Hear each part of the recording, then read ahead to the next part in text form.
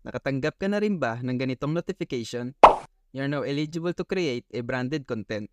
Ano nga ba ang branded content? Ang branded content ay isang tool ni Meta na ginagamit ng isang creator para mag-promote ng produkto o serbisyo ng isang brand or business.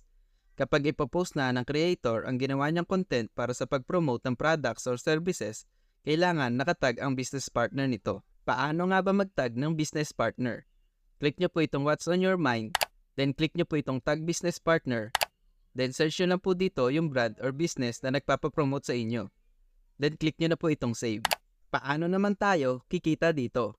Babayaran po nila kayo sa pamamagitan ng kanilang produkto or cash or kung ano man po ang napag-usapan ng creator at ng brand or business. Paalala lang po, hindi po mag-earn dito sa Facebook yung content na in-upload nyo na may nakatag na business partner nyo.